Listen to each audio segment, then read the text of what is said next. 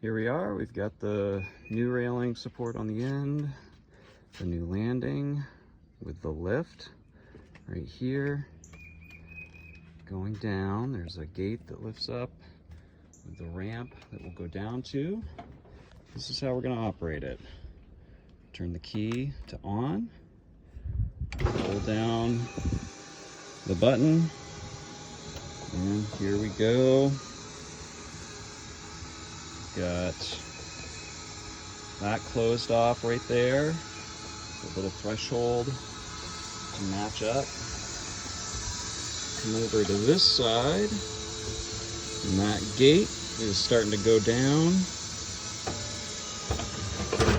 and we've reached the bottom to the ramp.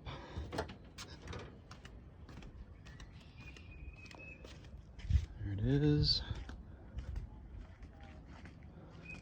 And that is our new power lift. Placed on concrete pillars, secured down, plugged in, and it works off of battery too. All right, here we are underneath. These right here are obstruction panels right there.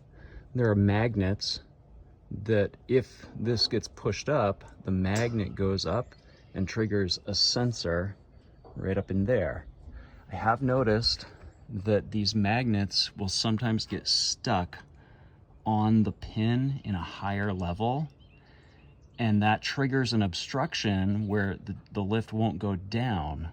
So all you've got to do is just wiggle these magnets down to the bottom, go try it again, and that will often solve the problem. There are magnets there and on each of those pins underneath here. So if you have an obstruction and the lift won't go down, check that first. A couple things to note when you get done, always make sure to turn the key to the off position. And it's that simple. If you have an emergency, there's an emergency stop button. There's a emergency manual lowering that you can do, and it's under this cover right here.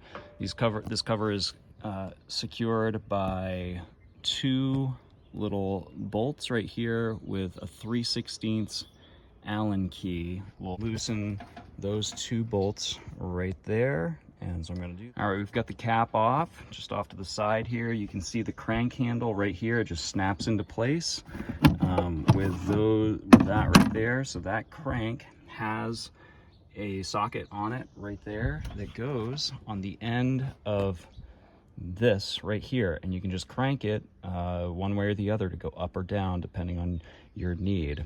It's very slow, but it is useful in case of an emergency power outage and the batteries are dead or whatever.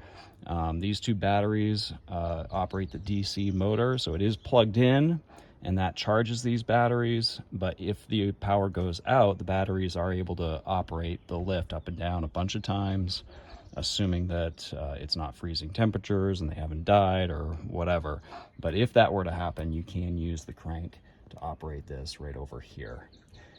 And this cap just goes in place. You just kind of have to wiggle it. You can see the little mounting brackets on the sides. Just wiggle it down over and it'll then secure in the side right there. All right, it's that simple.